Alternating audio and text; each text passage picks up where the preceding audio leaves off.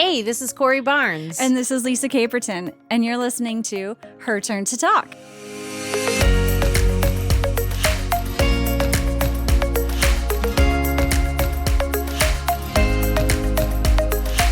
It's cold. It is cold. This is our second snow day of this year.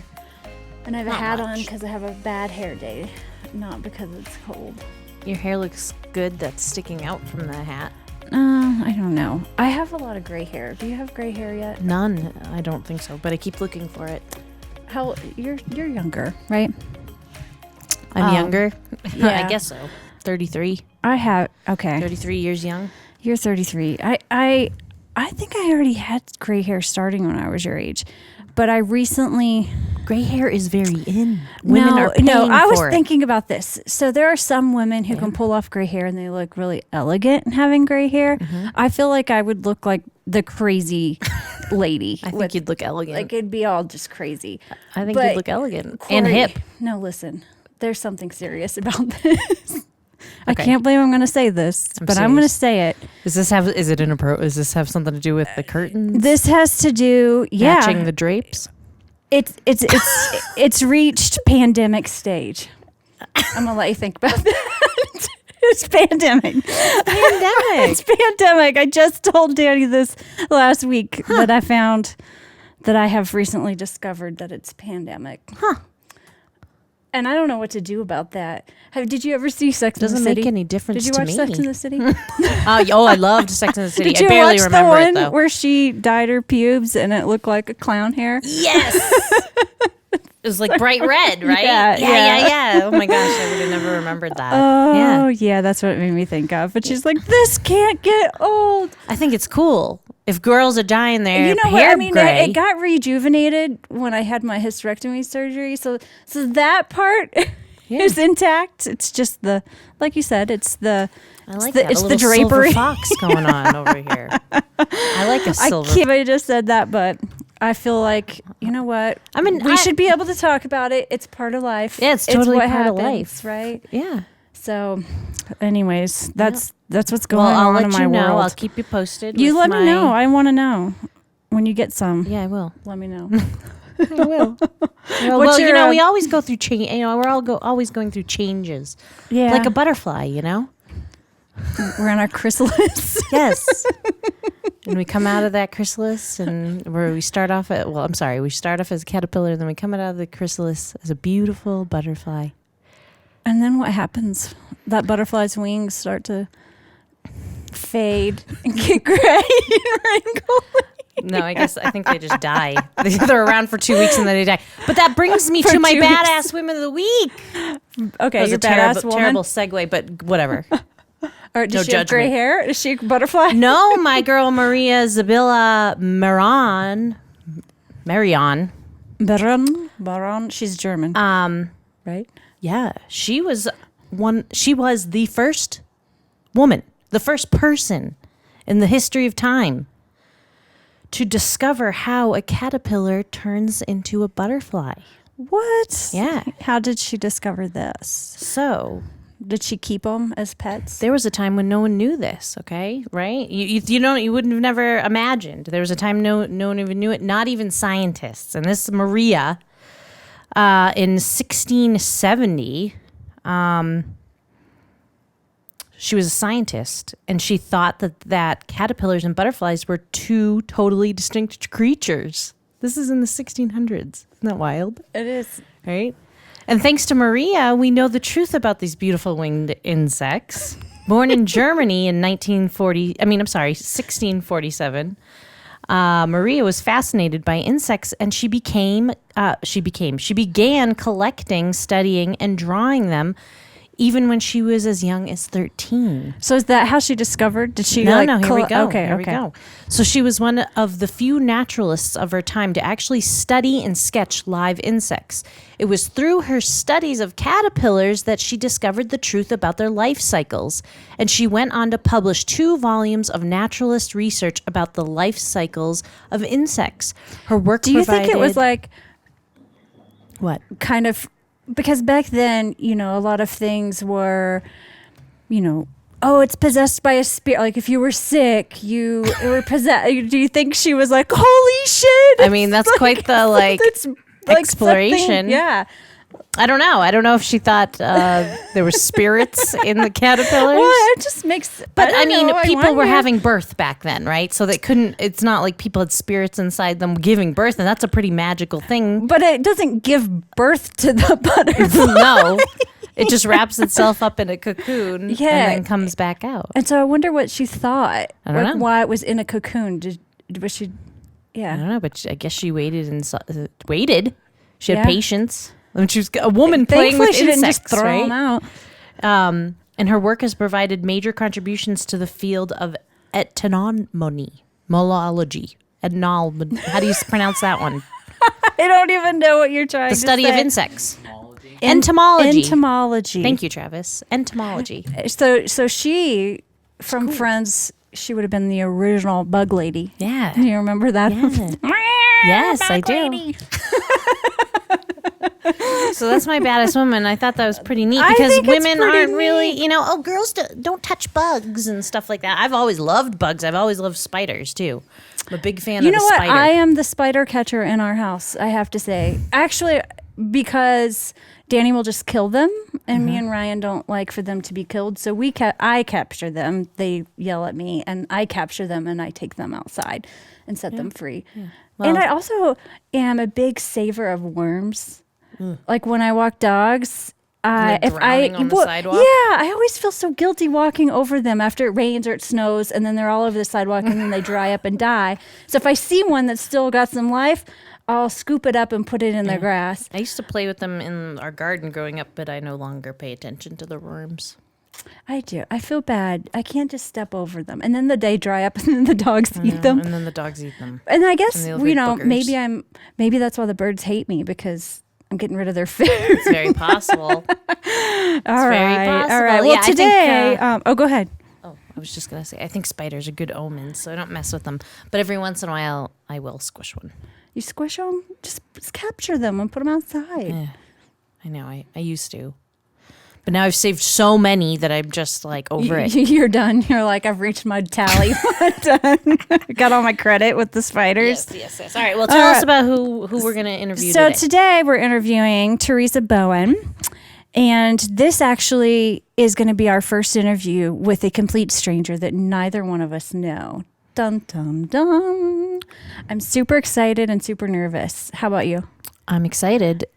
And we know a little bit about her from we do our know a little bit about her. Prior. Yes. She's an assistant principal, school psychologist through elementary school. So she is a shaper of minds and works with kids. So I know, I think she's going to be an awesome interview and an awesome person. She's had from what I understand, a pretty interesting life and not necessarily a direct route like we've come to learn through most of our people that we've interviewed already, and like us ourselves. I think this will be a little different interview. This will be a little different. And I think it's a breath of fresh air. Yeah, it's exciting. And I think for me, I know I want to communicate to our listeners, like, we're learning as we go. And I'm driving you guys a little crazy because I am over analyzing everything I say, but it's all this big process for us. And I think this is so exciting, and we get to see ourselves grow doing this, and others get to hear us grow through our interviews. Yes, and we want each interview to be a little different. Yeah, so, we just want to highlight everyone, because everyone. So you never is know what you're going to get from us. Yeah. So without further ado, Miss Theresa.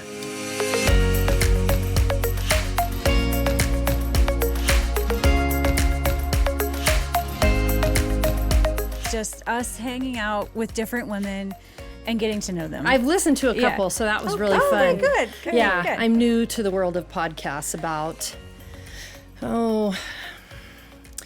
maybe through the summer, my daughter said something about, have you ever listened to a podcast? And I was like, no, what's a podcast? Yeah. And she knows I'm a true crime person, which she's Do you listen to My Favorite Murder? I do. Yes, I'm a murder too. I was just telling her, because Corey does not, and I was just telling her about how I'm part of the Facebook group and how we had broken off, and there's so many different variations of murderinos, and I just joined a group called Shitterinos, and that's not. If you like, have you ever seen Schitt's Creek on Netflix? I have not seen it. Okay. I've heard of it though. It's very funny, and so this group is for murderinos who also like Schitt's Creek, and so they call them Shitterino. That's hilarious. Yeah, I started with the whole Anan Syed phenomenon, of which I was familiar with the case, and my daughter, I was like, make this thing work. I don't know, how else do I get more stuff? So yeah, it's been fun to. I think it can be deep dive addicting to. I'm constantly telling Corey, I'm like, I got a new podcast. I just told her about one today. I was like, I'm totally turned on to a new podcast called Dolly Parton's America. It's amazing. There's only 2 episodes so far, but it's really good. I highly recommend it, especially, I mean, it doesn't even matter if you like Dolly Parton. I think you'll like her if you listen to this. It's funny because my husband, for my 50th birthday, surprised me, and we went to her hometown, and we went to Dollywood, and I was like, oh my God, so Dolly Parton. You know, and it was like the geekiest, dumbest thing of all time. No, I would be. We had so much fun. We played hillbilly golf, and what's hillbilly golf? Oh, it's just this golf. What do you call it? Not real golf. Like a putt-putt. It's a putt-putt golf course that they are shooting into an outhouse or something. They're astounded by their elevation. You know, it's like 2,000 feet above grade. And they're like, it's the only one, blah, blah, blah. And I'm like, okay. And it was we just had a lot of fun hanging out, and I love Dolly Parton. It's probably my age. Awesome. I mean, so we Dolly Parton's America. You'll like it. Yeah, I'll try it. Yeah, I would love to. I think it'll be fun. Yeah, I came down the escalator not knowing that one of my children and my son-in-law and my granddaughter were going to be there, and they're holding up the sign, "Happy 50th birthday and congratulations on completing rehab." You know? Okay, friends. You know, like that's my kids. Like you have a fun family. Oh yeah, they're fun. They're fun. But you're just like, okay, for all the world to see. Okay, that is too funny. Oh yeah, I'm curious. What is Dollywood like? You know, it's not Disneyland, but it's not too terribly far from it. And we didn't go into the town of Dollywood. We didn't have that much time, but we went to like this. Like I would liken it to Disney's off sort of street area. We went to something, I think it was called the Stampede, Dolly's Stampede or Dollywood Stampede or something. It was a dinner and a show that involved horses and cowgirls, and I was like, okay. Rhinestones everywhere. Fine, you know. Well, and food. I rarely say no to food, so me either. Yeah, so it was very fun. It was a fun trip in general. Oh, that's awesome! Yeah, it was fun. So. And look, just by chance, you happen to mention that. I know. We were just talking about that. World. I love. See, this is what we want. We want. Okay. Because we feel like we've traveled together, and we always find we talk to strangers all the time. Yeah, and we're always like, everybody's so relatable, or you can find bits and pieces, and people are so interesting, and so we just want to talk to different people and get to know different people, and hopefully listeners out there will hear something and be like, oh, I'm not alone, I felt that before, right? Oh, that's how they did that, I was wondering that, or whatever it is. Yeah, cool. I like it. So we're happy to have you here. Thanks. We actually were just talking too about how you were our first guest that neither one of us have met before. Okay. So you're our first complete stranger. Right. And so I know that my friend who recommended you said that you were a little nervous, and I was like, we're so nervous too. In my mind, I was like, I said, Lynn, like, why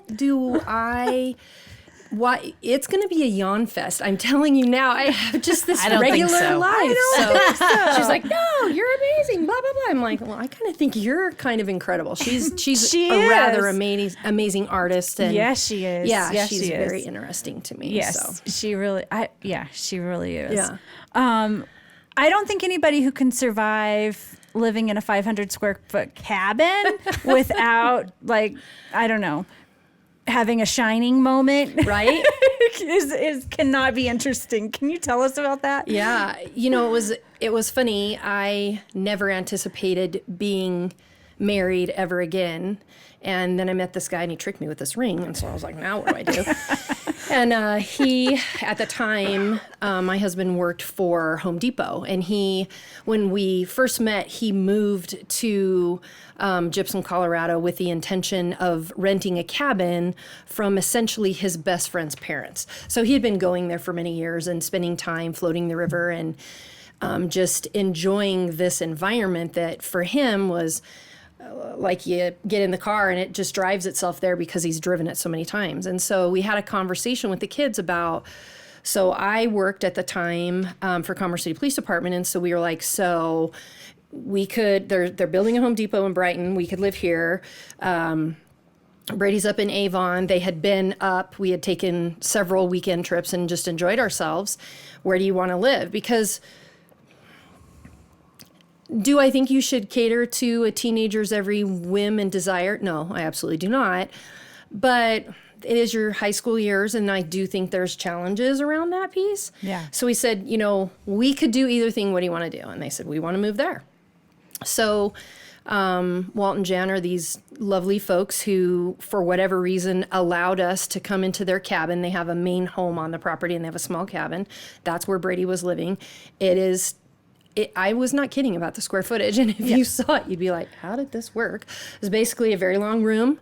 And we put a set of bunk beds in there. We put up a big curtain. And then our bed was over here. And we drove 15 miles up the Colorado River Road twice or 3 times a day and just breathed and enjoyed the splendor of the beauty around us. It is the most beautiful environment. Yeah.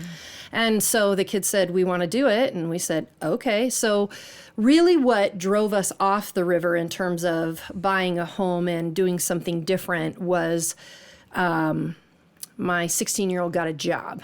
So driving that 15 miles on a regular basis when he wasn't driving and picking him up and those kinds of things made it difficult. We have dear friends who they did it with several children, and so maybe we're just big wimps. I don't know, but I was like, I don't think I can do this. I was ready for my own space too. So well, I can imagine. There's not much privacy with just a curtain, right? And we'd been married 5 minutes, so there was that. So that was interesting, and but we honestly, my kids would walk 25 feet from the bus stop, get off the bus, flip off their tennis shoes, put on their flip-flops, and walk 25 feet down into the Colorado River. Yeah. And it was an experience that I look at it now and think, how in the world? But it was amazing. And it was amazing for them. And I became very close friends with essentially my husband's best friend's sister. So because, you get the family. And we just enjoyed ourselves. Talk about no stress. Yeah. You don't have to worry about cell phones because there's no service once you get up the road. So you have this routine, you call, hey babe, I'm on my way. And you answer that corded phone in a home, that. Yeah. What? And I'm on my way. And in 20 minutes, if you didn't show up, why then we drove down to look for you. And that's what it was. Yes, that sounds lovely. It was amazing. Just hearing you talk about it, I'm like, oh, I can be there right now in my head. Yes, right? It was good. How long did you get to do that? We did that for right around 13 months. Wow. Yeah. That's perfect. It was pretty perfect. My husband did not want to move off the river road. I didn't really want to move off either. Yeah. Turns out if you don't have a trust fund, say from the Kennedys, you're not buying a property up there. Oh, yeah. I mean, it's hard to buy a property in Boulder, anywhere around here. Yeah. And Eagle County is no different. Yeah. And so we went and found essentially one of the last homes you could purchase for under $300,000, and this is in 2004, and it was the end unit of a triplex, and it was wonderful. We enjoyed every minute of that as well. We became very good friends with the other folks in our triplex, and then there was a duplex that was next to us, and then essentially there was a $1 million home on the corner. We now lived on the Eagle River, and so then there was a cove down below that had beautiful homes. So that's beautiful. Yeah, it was really just 3 and 2, and that was it. And but still right there by the Eagle River, and we enjoyed ourselves. We had these 2 very young couples that moved in the middle in the end unit, and they started started having children, and we sort of became grandparenty-ish. They had little kids, and we had a really wonderful experience. And when you leave that, you think to yourself, will we ever have neighbors like this again? Yeah. And I mean, we painted our unit, the end unit guy, his name's Josh. He worked for Sherwin-Williams. So he got all the paint, and we painted the unit. And you spend a whole weekend painting your house, right? Doesn't sound like that much fun. People go, I'm painting my house this weekend. They're like, great, we're busy. Like, that's how it works. And we laughed for 2.5 straight days while we painted in the sun. It was awesome. Yeah. So we loved it there. Yeah. There's something special up there. That's what happens. Yeah. My mom is helping somebody move right now. She lives right there. Mm-hmm. She lives right there. And that's what happened. She's been having a blast with this. She's calling me the past 3 days. Corey, I'm having so much fun. Yeah. And this woman, her name's Melinda, I think. And she was just, I think it's something, there's just something about being up there. Well, and I think maybe the smaller community and like you're just around the people more. I want to go up and now. maybe you're a little more disconnected from our phones and our computers, a little bit more. And so we're out talking to more people. And that was the funny thing. Yeah. We met when we moved in, the walkway provided access to this duplex. And there's this 3 young guys, college age guys, and we met them and they were great. And there was this long story about how one of those young men dated a gal's daughter. So I worked at a school as a school psych. The school secretary, lovely lady named Paula, her daughter had dated this young man. And so when I kind of said where I lived and stuff, she's like, oh, Jason is the greatest. And my daughter and he used to date, and it was so wonderful. And, she went to college and they grew apart and blah, blah, blah, blah. And I go, I get it, So then she moves back into town and I meet her at a craft fair. I don't even know. And I said, oh, Krista, I've heard so much about you. Your mom says the greatest things. She's like, oh, thanks. And I said, I understand you know my neighbor. And she's like, yeah.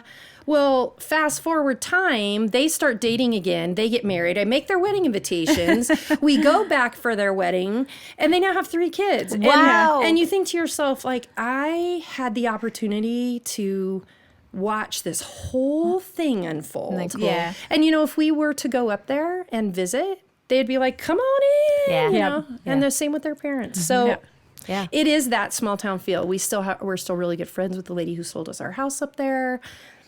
It's just awesome. Yeah. There's something about that. I have that nostalgia feeling sometimes about missing, I grew up in Texas and living in a small town. I mean, and sometimes it's not always great. I'm sure. But sometimes I'm like, there's certain things that I miss about it. Right. Definitely, you know. The world works in mysterious ways. It does. And it connects you in crazy ways to people. It does. It does. So you were just saying you work as a child psychologist? I work as a school psychologist. Okay. I've done that work. I actually went to grad school when I lived up in the hills. So I've done that work since 2008 or something like that. Yeah, like 13, 14, 15 And do you years. work with just elementary school age children? So right now I work in a K-12, and I'm actually the assistant principal. My training is in school psych. I'm the 0.3 school psych in that K-12 school. So I do both of those jobs. Okay. Which means that I do kind of have the best of both worlds, but I'm the assistant principal for the K-5. But then I'm the school psych for the K-12. So special ed demands certain things. And so, so that's so how not necessarily like a school counselor. Nope, totally different. Okay. Yep, totally different. Did they even have school counselors still? Okay. Yeah. Okay. I wasn't sure. I know at my son's school, I think they had like a social worker or something. I don't know that they had. Kind of depends on where you are. Yeah. What's the difference? Well, school counselors are designed to provide some school-based services for kids, adjustment and some things along those lines. They have when I say it like that, they have a huge scope of their responsibility. I don't mean to minimize it at all. Social workers do similar things, but for some reason schools have kind of created some differences, and some schools hire school counselors over school social workers. Sometimes they have an increased need, and some school social workers will do sort of non-school-based therapy. They'll do therapy beyond that scope. Yeah, right. And school psychologists are totally different in training and in responsibilities. And in most environments, especially in Colorado, your responsibilities really sit around special education. Okay. So that's what you do? I do some of that. Okay. Mm-hmm. And it's in addition to being the assistant principal. Yeah, I'd say the assistant principal part is much bigger now. Yeah. Okay. But I was a school psych for 14 years until last year.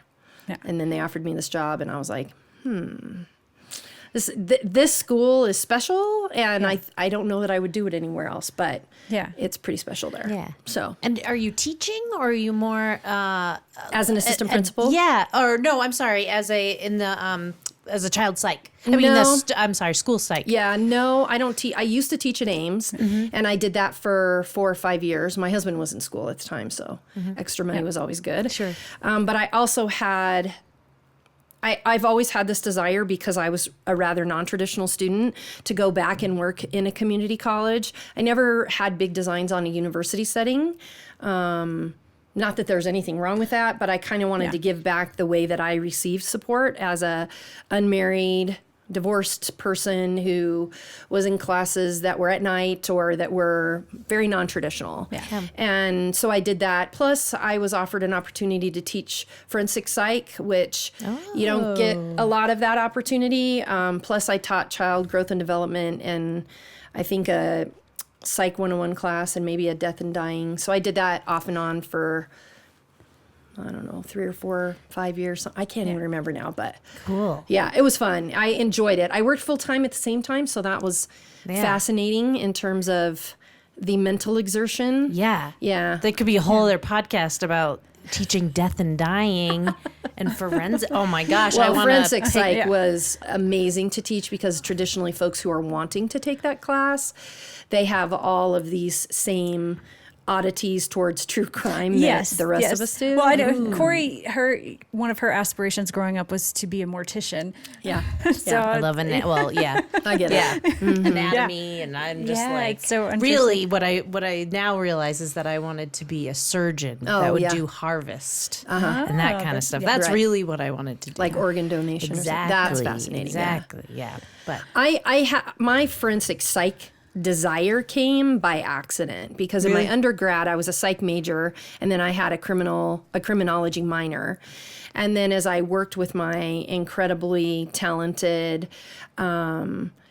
psychologist mentor, Dr. Linda Swindell, amazing lady. She works at Anderson University, and she had this conversation with me because I was a scientist and I was going to be involved in science. Yeah. And she said, so what do you want to do? And I said, well, I like to do this, this, and this, and I'd like to work in law enforcement. And she said, it sounds like you're interested in, sort of a psychology background. And I was like, I am a scientist, and psychology is a soft science. And I think she found my naivety and ridiculous behavior hilarious. Like, I think she was like, okay, you think that, friend. And the longer I spent with her, the more I realized it was about the psych piece. So I ended up getting this like cognate and spent time with some extra classes and around forensics. So that's kind of how I got there. yeah. And so were you just an enthusiast for At the time? Yeah, or did something happen before? Have you ever? Well, my parents were both in law enforcement. So my dad Oh. was a police officer and a deputy So sheriff. you have this kind of detective true crime I guess, in your blood. Yeah, I guess a little bit of that. And I feel like my mom, she became a dispatcher and worked at the Brighton Police Department. I don't even know how old I was, but I was pretty young. And her her journey, I mean, women in law enforcement at that time, I always tell my daughter, you know, like, your grandma set the stage for you guys to, like, feel like you can say no, and to, whether it was, you know, for lack of a better phrase, burn your bra. Like, these ladies made it possible. You have no idea what a 22-year-old woman in a male-dominated police environment in 1972 went through. Like, don't be fooled. Yeah. No, that's amazing. Yeah. And so I think for me, it was that influence. And I'm sure my parents, I really sort of had Wally and Beaver Cleaver's parents. Like, if I don't, you guys know who that is? Oh, yeah. Okay. Yeah. But, you know, they tried, I'm sure, for us to not have a good understanding of what went on, but I was always pretty fascinated. And so I think that's the direction I went. I originally really wanted to, I thought about doing counseling and work with police officers, sort of like fit for duty examinations. But in my mind, I still have this photograph of my father totally decked out in his uniform. And I'm like, I don't know, maybe 5 or 6, and, you know, hugging him. And I think I would struggle with that idea that it's not that I don't know police officers do things they shouldn't do. That's not an issue. It's the idea that, you know, you're going to make that bridge or that connection. And so I walked away from that piece. I was thinking to myself, man, that would be real interesting. It would be very interesting, and I think a little disconcerting and probably a little heartbreaking. So what was that like growing up with your dad in law enforcement? I mean, were you like worried or? Well, it's not popular to say that you were afraid of your parents. Yeah. But I was. Yeah. And I think for the right reasons. And I'm not sure that that's a bad thing. It's not a popular thing to say. As a psychologist, not popular. But I think my dad was really smart in that he would just sort of leave, like, brochures on drug paraphernalia laying around. And, you know, I think my mom was really smart because my mom was always that person who, she was the day-to-day disciplinarian. And if you really totally screwed things up, then, you know, then dad's the person. But she understood sort of natural consequences without being educated in that way. Yeah. She was just a phenomenal mom. And so she had that little bit of a law enforcement piece, and then it would come around in consequences. And so I think, you know, I wasn't completely stupid. I knew not to piss off my dad. Yeah. But I'm sure my mom was ready for me to, you know, grow up. And I mean, you know, you're a girl, you've got a mom, and you argue constantly. And I think that she was probably like, you've learned, now it's time for you to figure out what's next for you. And that was good for me. I've always had that support, and I didn't have the workaholic parents. My parents were very much at home doing the things they need to do. But, you know, my mom paved the way in that female in law enforcement, and my dad was he helped solve one of the only murders in Brighton at the time, which was very cool. It was a murder in a bar. I think he would call her a barmaid, that she was murdered. Old terminology for sure. Yeah. And he tracked the guy, and he caught him, and he brought him back. And I mean, things like that are fascinating stories. Yeah. He also tells a lot of stories where he and some of his best pals used to screw around a lot, you know, doing things, you know, that you wouldn't think that police officers would do, that were all fun and games, like, you know, putting a snake in a bag in somebody's patrol car because they're afraid of snakes, you know? And you hear those stories and you go, oh yeah, you guys work really hard, don't you? So, but, you know, he was very good at what he did. And at one point they asked him to work, I believe it was with the DEA. They did it, you know, there was a lot of drugs in Colorado at that time. Yeah. And we don't need to comment on that now, but at that time it was very serious illegal drugs, and he was pretty good at that stuff. So, did that cause any anxiety at home with him, like the danger aspect? You know, of his job? if he was in danger, I never knew. Okay. No. Yeah, good. I don't know if they hid that. I don't know.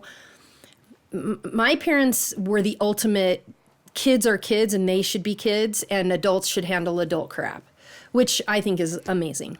Yeah. I know you said that, we had to kind of ask you some questions, and you have a firm belief of keeping kids innocent. Yeah, I do. Yeah. And I think it's hard. Possible, which I like that. Especially I feel these days. Exactly. And I was just telling them before you got here, I'm about to have a teenager. He's 12. He'll be 13. Mm-hmm.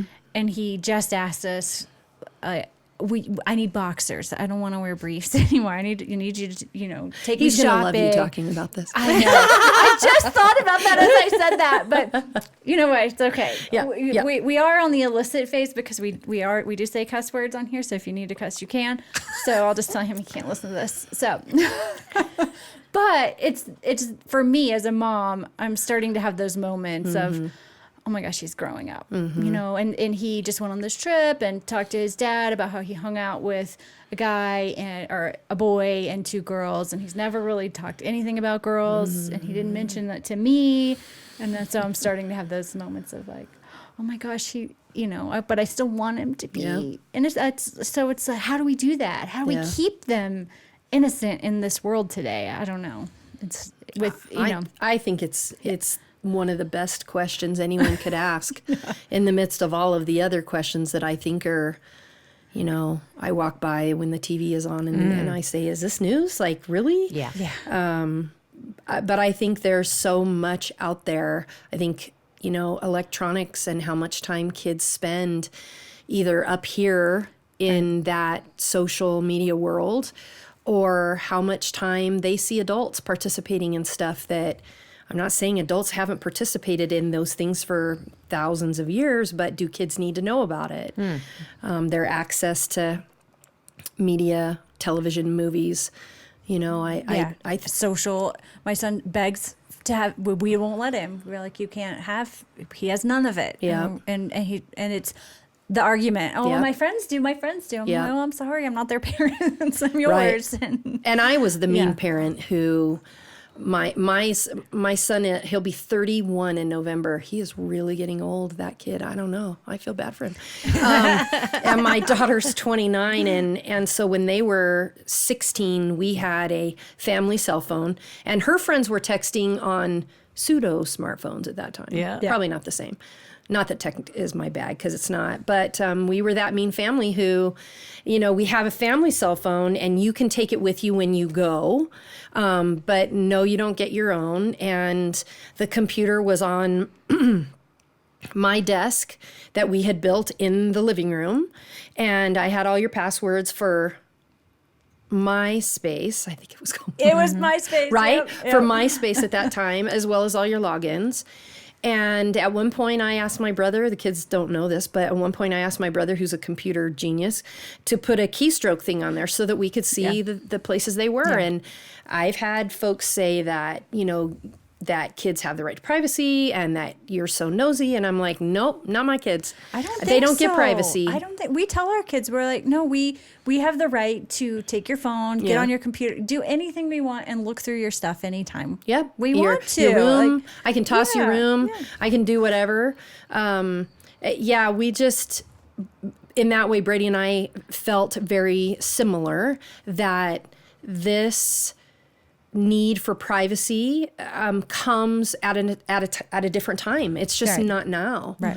And so we just never bought into that. We always did. And I have lots of families that talk to me about kids bullying each other via Is that a problem? Is that a huge problem that you find? Because you're in the school, you're with these kids, and you work with high school kids also, you said, right? Well, I don't work directly with high school, middle and high school students anymore. But you're in the I did environment. up until last year. Yeah, I'm in it, and I have a great, my companion assistant principal, Alicia, we talk about those things because I'm managing discipline K-5 and she's managing it 6-12.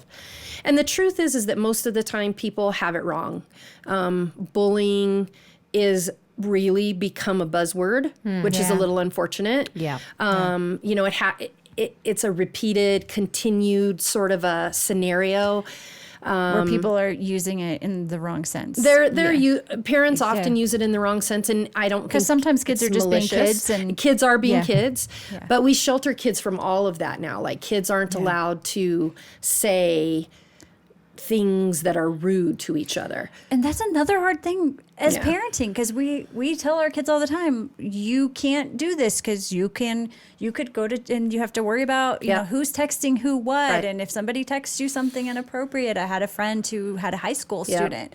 And it's like, no, if a girl sends you a picture, you got to get rid of that. Like you know, make sure to don't show it to anybody. Yeah. You can get serious. Like, There's all serious kinds consequences. of garbage related to that stuff. So scary. And if you don't have it, Yeah. it's not a thing. Yeah. And that's what I mean, Exactly. If young you don't have it, kids, it's not a thing. Mom says, well, they're bullying their friends. And if they don't have a cell phone, They're not they getting won't bullied. be in that, which doesn't mean that there aren't mean kids at school. But the other thing is that sometimes I don't think, it will also not be popular for me to say this, but we have to let our kids learn how to deal with people who are mean instead of the rescue piece. Right. You know, because they're going to grow up and have a mean boss or Right. something sometime. people are mean, it turns out. What do you know? You know, and if you don't learn how to manage those things, including your own meanness, there's a lot of natural consequences with that. You know, you won't have friends and you won't know how to make friends. Like you have to be able to, I was on a retreat this weekend and a lady said to me, she knew I worked in schools and she used to work in a university setting. And she said, yeah, there aren't helicopter parents anymore. Now they're lawnmower parents. They're just going to roll right over you in the schools. And I was like, well, that's an interesting phrase. I've never heard that before.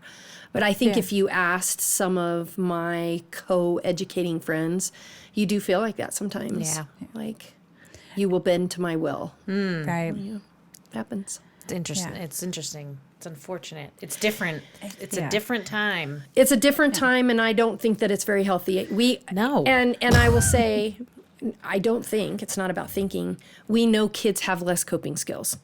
Yeah. If you rescue them too much, which doesn't mean that there aren't things that you have to rescue them from. Right. But yeah, it's you need to say no.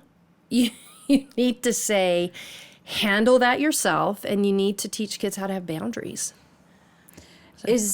I would find that would be one of the most difficult things. Would not necessarily be dealing with the kids; it would be dealing with the parents. Yeah. I mean, you may not want to say that. And since I work locally, we probably shouldn't talk about I too know. much. But to be fair, I think that most people know that. I mean, I'm a mom and a parent, and Right. I know, I try very hard when I have had to email or deal with a teacher. Right. Just this year, and it wasn't anything bad. It was just, a test came up missing, and I was trying to help coordinate things. And I kept saying, like, you do whatever you need to do. Like, I wanted to be clear. Like, I'm not trying to tell you, I'm telling you, I'm going to have my son here at this time, and you deal with him and do what you need. I can't believe that parents are emailing teachers. Like, what? That wasn't. Yeah. That was not I was going so on. involved. And as a parent, I get 10 emails a day, and I don't know if that's because as educators, you feel like that they have to do that now to appease the parents, where we get updates constantly on everything. I don't know how that. I think it's a yes and. Yeah. I think that it is a different time, and I think that there are very severe, horrible things that have happened in schools on a frightening trajectory, right? Yeah. It's kind of like the idea of you won't fly on a plane because you're afraid of a plane crash, but you drive in a car every day, and you might drive 100 miles a day. I also think we have to pepper those things in, which doesn't mean vigilance isn't important. It is an interesting component to think about that sort of direct access, and I've thought that myself. I have thought, would I ever contact a school administrator about the fact that my phone indicated it was 16 degrees instead of 18 degrees and kids can only be outside if it's 18 degrees because it's an 8-minute window. And I'm not saying it's petty, because little kids in really cold weather is a deal. Yeah. But what I have sort of assumed a whole lot of things were going on, like, well, maybe my phone is reading colder. Maybe they have a coat on, they have socks on, they have shoes on, they're going to be fine. There is a different level of interaction. There's a lot of stuff out right now about, and I think it may focus on Americans being kid worshipers. Have you kind of heard about this? I haven't. Yeah, but I can see that. Yeah, it's interesting, you know, and there's you can look it up and read it. And I don't know if that was coined by the Europeans. I don't know who it is. And maybe it's all of North America. I don't know. But I do think there is this piece of kids, an adult's identity is managed differently in relation to their children than it was in the past. And I'm not saying that's good, bad, or indifferent, but I do think it is a very different scenario. And I can tell you for certain that if my mom looked at her 1967 phone and said, "Oh, it's 16 degrees," she'd be like, "You better button your coat up. You better zip it. Right. Do you have your mittens on? Oh, you left them at home. You're going to live, but you might not want to do it tomorrow," Some of that has gone away. I'm not sure that's good. Yeah. We need a little more of that. Yeah. It's really refreshing, and I don't have any children, but I was thinking, I'm so glad that you are in the school system. Oh, yeah. Thanks. Because just hearing this, I'm like, oh, thank goodness, right? Because I've had this idea of, I hear from my friends and stuff. So I'm just, it really is a delight to meet you and have you on the show. Because I'm like thrilled. And this is just, it's really interesting. It's really, really cool. It's delightful to listen to a group of educators. Like, I know, there are 90 people who work in our building, and I want to say 8 of us are leadership team folks. I mean, educators are always leaders, but in terms of total number of teachers, listening to those folks on a regular basis and the things they say with kids, I'm always like, wow, that was a super smart thing to say.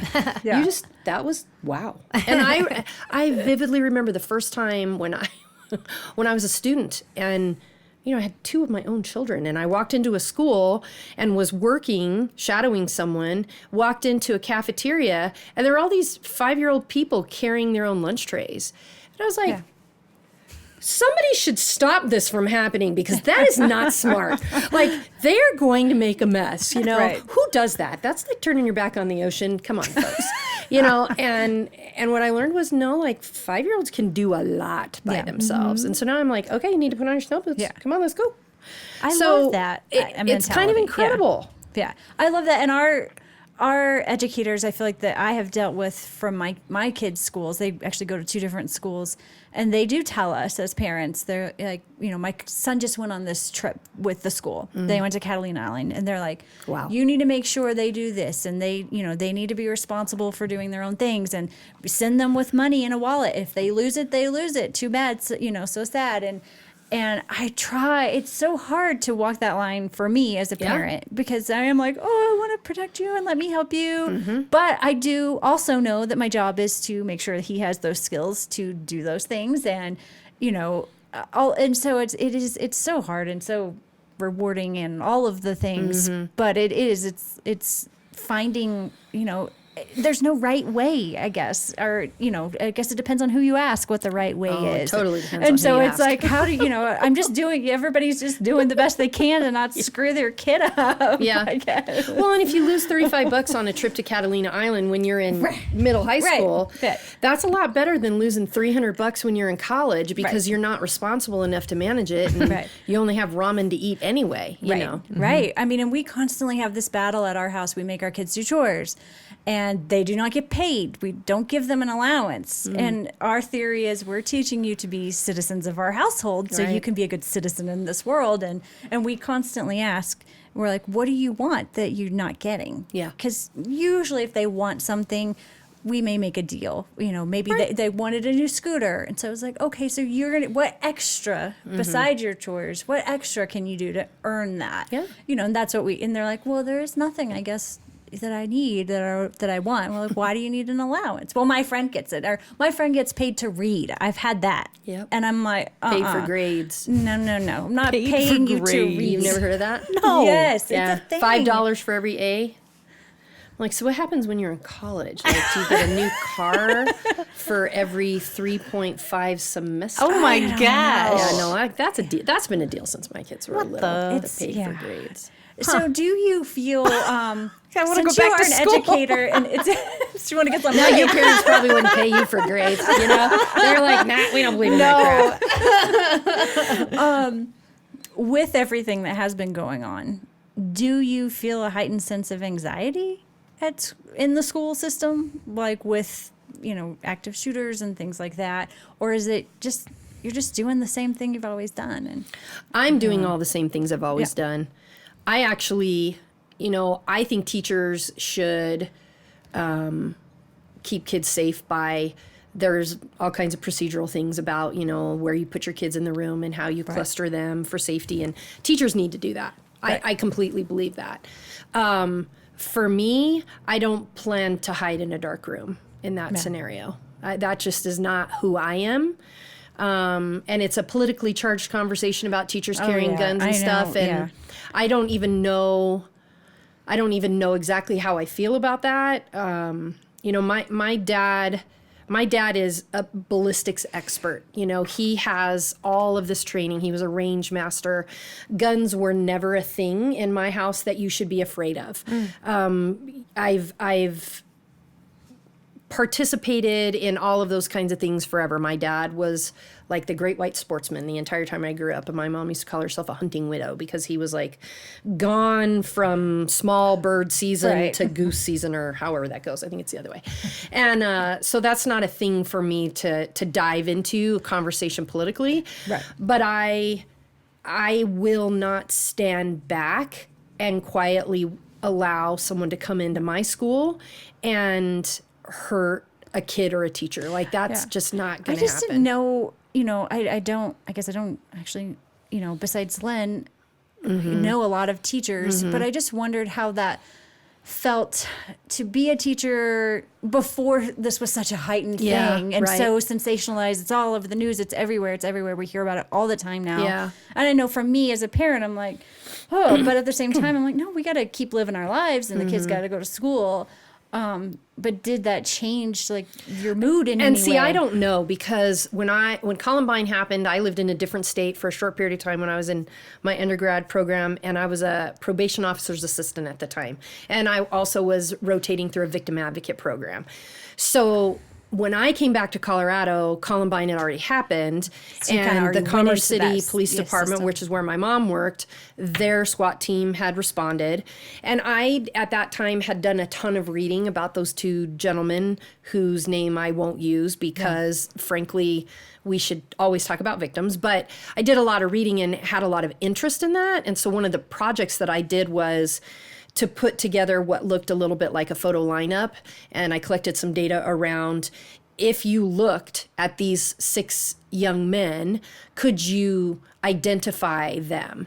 Because, there's all of this profiling that's been done around school shooters and how they stray from sort of what you typically believe that individual would look like. And so what I would say is, for me, you would have to ask, there's better people out there who can respond, folks that have been 30-year educators, because I guess foolishly, I'm not afraid of people, and I probably should be based on the work that I've done. And at one point, I had a dangerous relationship with someone who hurt me. And so I probably should have great fear, and I don't really. I also don't expect that you should think like I do at all. If we're in a school setting and you feel like what you need to do is hide, then you should do that. Like, I'm not going to put my stuff on you, but I can't in good conscience, in my mind, I see 400 faces regularly every day, and I couldn't just kind of run away. I just couldn't do it. which might not be smart. Yeah. Yeah. You mentioned there, I'm not discrediting this topic, but I would love to hear more about you being a probation officer. Yeah. And this victim's advocate, like what's that stuff? Yeah. I think probation I hated.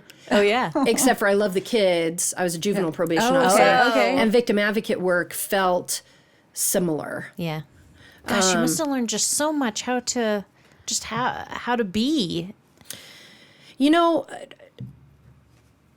Being a probation was not for me. I rotated and helped out a lot in Indiana, and the system there when I was in my undergrad program was different in that our facility, if you will, had a court system in it, had a juvenile justice system in it. Yeah. And we had some kids that actually lived on that property because they were temporarily incarcerated. So that was very different than when I did probation in Colorado. And what I would say about that is that the political components of incarcerating or not incarcerating kids, it's so huge.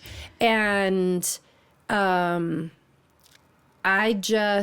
they didn't really love me and I didn't really love them. Yeah. Now the kids I really loved. I enjoyed kids, but I had parents that were fighting, divorced, separated, together, that would sit across from me, as you ladies are, and fight right in front of me with the kid right there. Yeah. And I think the thing that was nice about probation was that you had a judge not, figuratively standing behind you. And there were times when I said, y'all better stop or else we will go talk to the judge. Like it was so unfortunate. How do you not take that home, that the emotional piece of seeing, even in your line of work now, when a kid's not in a good situation, how do you are you able to compartmentalize that and not take those feelings home of that? I think that's the only way you succeed and survive. But I can tell you, when I left law enforcement completely and I went into this sort of school psychology environment, one of the things that I remember going into a school, we had an accident where a family member had ran over a child in their own yard, in their own environment. Horrible. Couldn't be a bigger nightmare. And so I went to the school, because it was a neighborhood school, to get the siblings so that they didn't hear about it from gossip. And when I got there, it was bad. And so when I got there, I connected with the school psych that was there. And for 5 minutes, I was like, so what are you? And she was like, so what are you? And so learning that there were these two environments, because the thing that resonated with me on a regular basis as a victim advocate, because at that time I was a victim advocate. I might have been the victim services coordinator. I can't remember. But at that time, what resonated with me was I felt like oftentimes going on to crime scenes, you saw the same three faces along the fence, and they weren't the same three faces, but you would be surprised at how often they were similar faces, or two of the three, or one of the three, or there was a relationship. So there's a couple of things that I think happens when you work in that environment for a while. First of all, if you're not careful, you lose your perspective on the world shifts, and you start to think that everybody behaves that way. And the reality is that is not true. The other thing that I think happens is that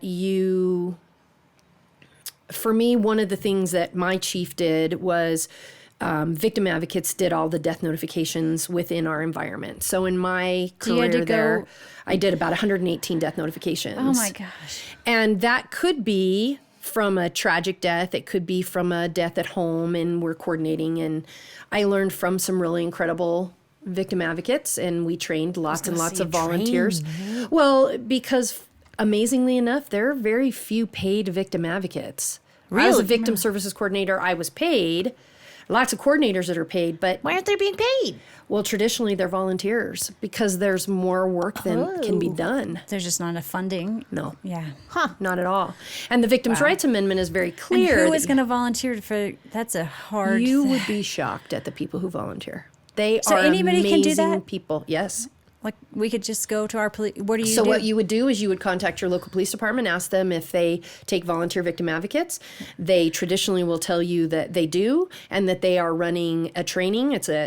At that time. So I want to be sure to be clear that I'm talking about experience from the past 15 years Yeah, ago, okay, right? Right. But at that point, what we did was we did a 40-hour training program with our volunteers, and then they shadowed seasoned victim advocates for a while. And what else does that involve? I didn't even know that existed. Other than Everything. death notification, like what is that? What is a victim's So advocate? the Victims' Rights Amendment was written to provide clear rules and laws around what it is that victims of crime, not a property crime, but a crime of persons, have the right to.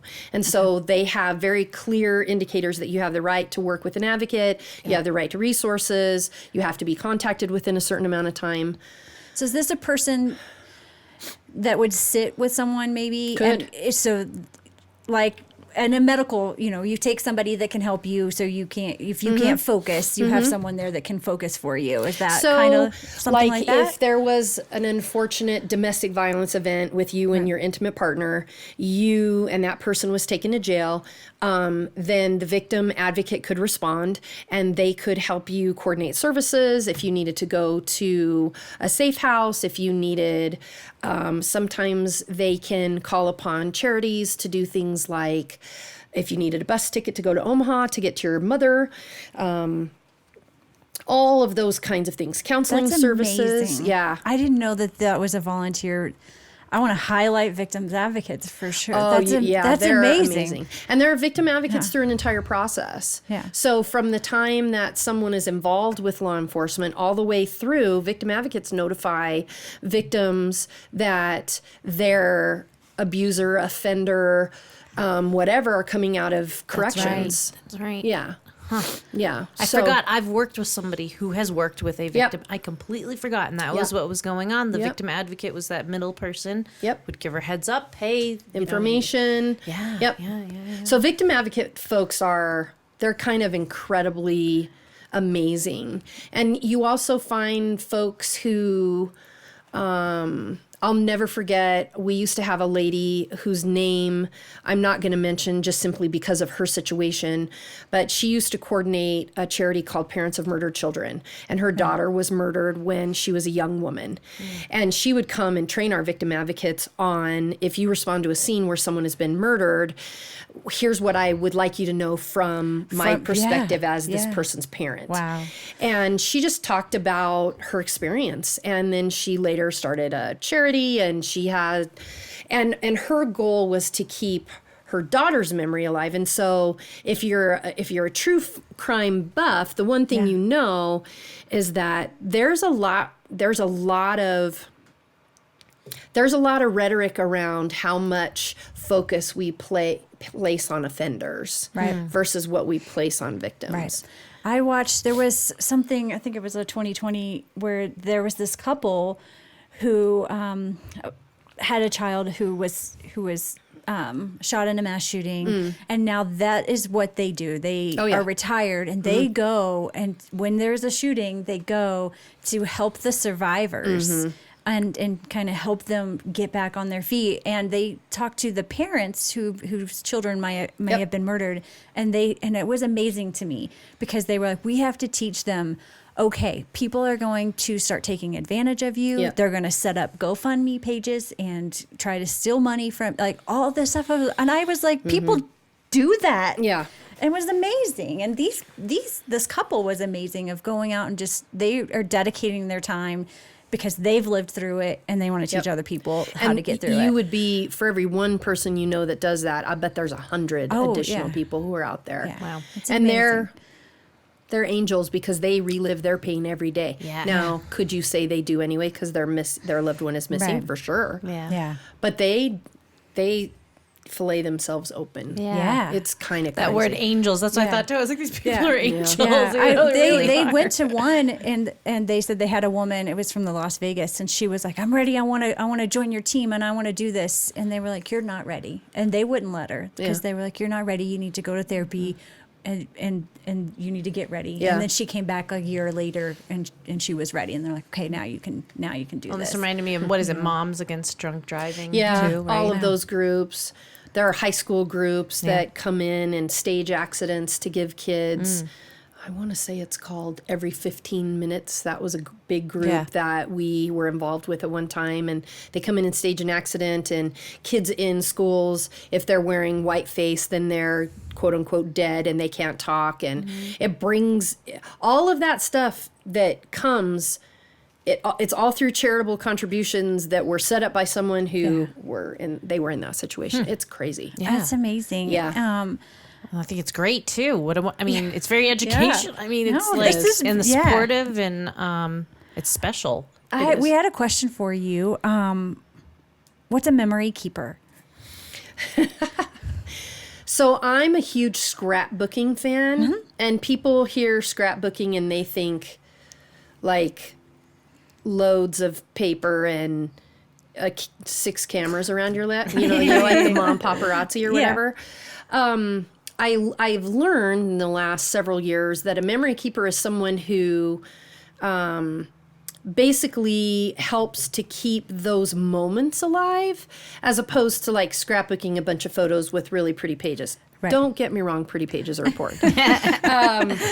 But it's the idea that what you're doing is keeping what happened in that moment, which maybe you have a goofy picture and it doesn't express anything, but having that photo gives you a memory. Yeah. And there's a gal called Stacy Julian who is really big in this environment of memory keeping.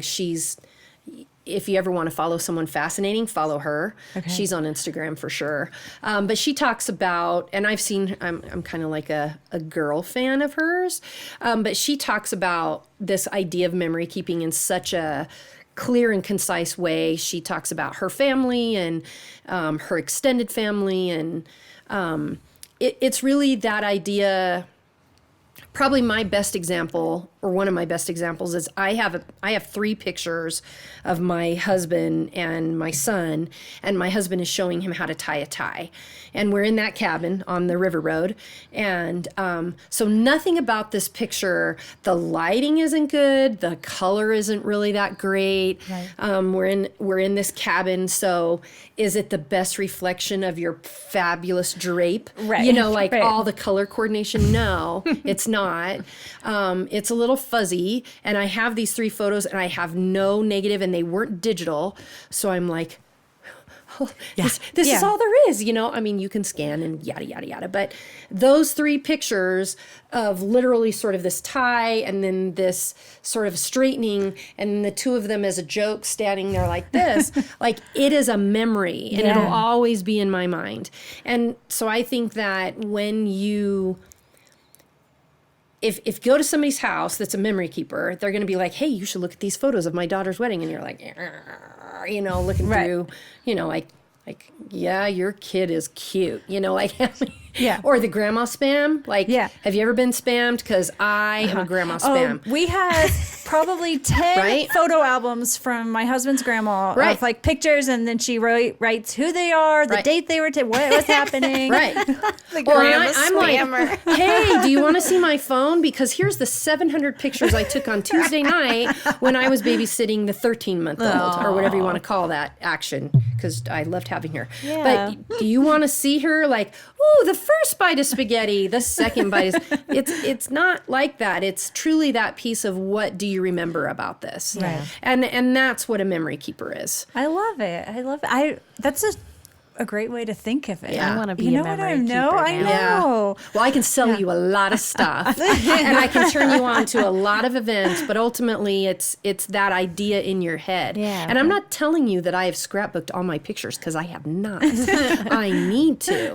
But it's definitely a mindset of funny stories, because who doesn't have them? Yeah. Yeah. It's that. I like that. And I know one of the things I heard you mention earlier about the non-traditional way through to college and to get through life.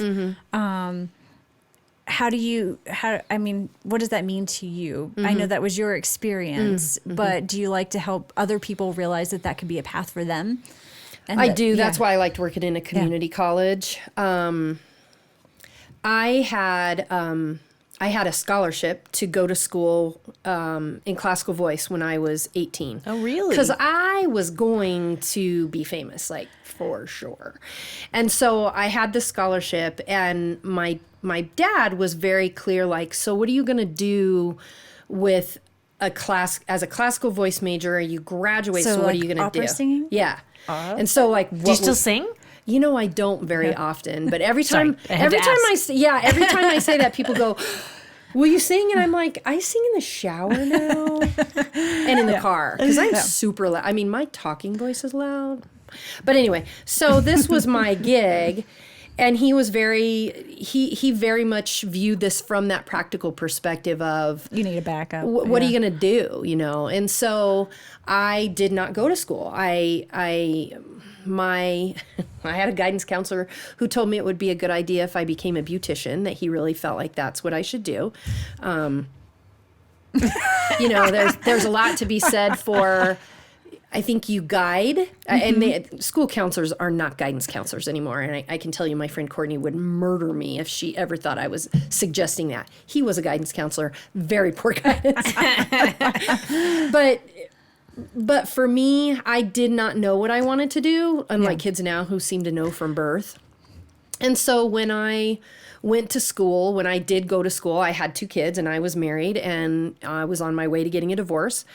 And then I stopped for a period of time because I went as long as I could, but I did get a divorce. And I did not have funding from a secondary source. I had to figure it out for myself. And so then I went to another state and was involved with someone who unfortunately had a very different perspective on relationships than I did. Eventually, we parted ways, and somewhere in the midst of that, at what felt like potentially one of the lowest times in my life, I received a document. I had applied for some financial aid to go. I thought maybe I could take a class or 2, and I received essentially the state of Indiana. I have no idea what it looks like now, but I got this little half sheet of paper, and I honestly, it was probably the hardest time of my life. I had to manage infidelity, and I had a very unrealistic perspective on this relationship that I was in, and I had turned it into something it was not. And I get this little half sheet of paper that basically says that the state of Indiana is willing to fund however much money, I don't even remember, towards me going to college. And it was such a turning point for me, because I was getting ready to pack my stuff and come home with my tail between my legs, having experienced, in my opinion, after watching the most wonderful expression of love from my parents, I was completely at a loss. My kids were 8 or 9, 7 or 8 years old. I don't remember at the time. And so I made a really hard decision and looked. I had around 18 months of education, looked at credits. And so I went back to school for 2.5 years. I took 18, 19, 21 credits a semester. I went in the summer. I went as much as I could go. The 3 years that I went to school, I think I made $15,000, $14,000, and $13,000. I worked 2 or 3 jobs. I graded papers. I worked in the psychology department. I worked as an assistant probation officer. I think they paid me $12 or $13 an hour for 4 hours a week, and I thought I was killing it. They did some other things with that grant money. You could take that money and you could put it in an account, and that's how I ate when I was on campus. I would get a bagel with cream cheese like every morning, and I would go get the Caesar salad, and it all came out of my account. And I bought my books at the bookstore, but I also bought my notebooks and my pencils. And sometimes I bought that stuff for my kids going to school. And then I did transcription at night, and I sent my kids to school during the day, and I never slept, which probably explains the bags now. And I just got through it. And then I had a bit of a hiccup, and I did come home, but my professors were wonderful, and I had literally like 2 classes to finish. And I was a victim of domestic violence, and I came home and I did the rest of my class. Those 2 classes, I finished them, and I graduated exactly. My brother's 9.5 years younger than I am. We graduated on the same weekend. From 2 different institutions. It was nuts. Wow, right? I love it. You did it. Yeah. Oh yeah. You I did that. It. And he did it. And we had Wow. the best time. Yeah.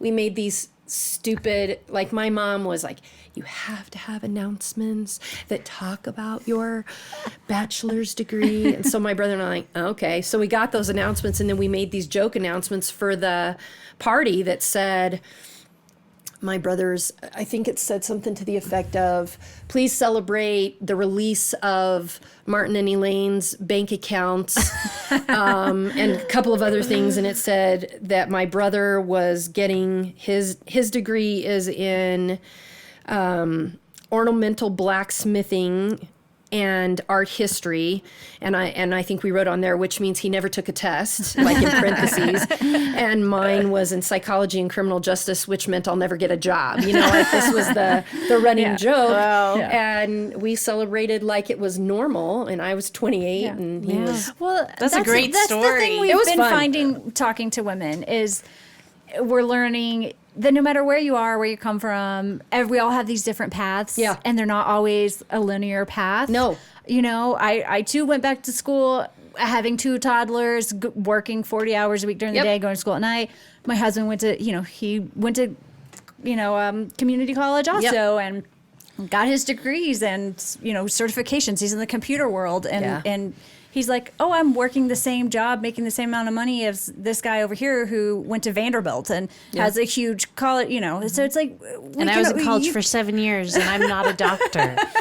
So it's like all these different paths, all these paths that we can go on, and we can, it's just so amazing. Like there's always something you can do and somewhere you can go. That's the thing that kids need to know now. Yeah. Is that you don't have to have somebody bankroll you for life. Yeah. This idea that you can't do it, and I don't often tell people like how I came to get where I am. Mostly because this is about you, not me. But I can assure you that there are a lot of obstacles I did not have to overcome. I am not a woman of color, and that would have made a huge difference.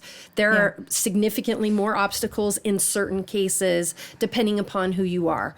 That being said, or a disabled person. That being said, it was hard. And it was great. And I've had a lot of folks ask me, would you get divorced again? Would you like that whole, if you could go back and change it all? And no, I would not. I mean, there was some shit that sucked a lot. But I would never change it because I don't know who I would be. And the one thing I can tell you is no matter what happens, I can manage it. I'm not really afraid of much. Like I can do it. Oh, that's awesome. I'm inspired so you got me much. fired up. I'm like, I love it. I want to be friends with Theresa. I'm going to take her out to coffee. I know. This is wonderful. That's hilarious. Thank you so much for coming. I mean, I feel like this hour or whatever has flown by. You're so interesting. Lynn was right. We'll see how many people listen. This is right? cool. Hey, it doesn't You are matter. one You know what? cool You're woman. interesting to us, and Okay. so that's all this is about. We're just having fun in here. And I think this is the best one yet. I loved it. I really loved your think story. that. I'm like, I can't wait. I loved your story. My husband doesn't appreciate the whole I'm not really afraid of much. We were snorkeling in Cancun and we were off in this ocean inlet, and I never got to travel until I met him. And like my first experience with traveling was our honeymoon, and we went to Mexico. And I remember a friend of mine saying, you just lay on the beach. You just lay by the pool. And I was like, I don't think you don't do anything? They're like, yeah. I am a professional at that now and could do it anywhere. Just so you know, you can learn. But we were snorkeling and we were have you ever been on an excursion like that where you go out with a group of people? We were with a whole bunch of Australians. And so it was this brackish water. So it's this combination of salt and fresh water. And there's like this little island. And this crocodile has swum from the ocean. And he's on this island. And so we're all snorkeling and we're looking around and we're doing our thing. And my husband is a former Navy SEAL. So in my mind, he can handle anything, right? It's fine. So he can wrestle the alligator for you. So So they say, hey, there's this blah, blah, blah, and it's over there. And I'm like, let's go. And I'm like swimming. And he's got like a hold of my life jacket. And he's like, calm down, Eunice. We're not doing that. And I'm like, no, I want to see it. And if it's over here, it's like 5 feet tall. You can handle it, can't you? He's like, stop it. We are leaving. Theresa. No, it's going to be great. So, I love it. I'm super not afraid of anything if Brady is right behind me. So Yeah. Well, that's awesome. Thank you so much for coming and sharing. Yeah. I'm like, I'm going to not be so much afraid about of that. it. I'm not going to. Thank you so much.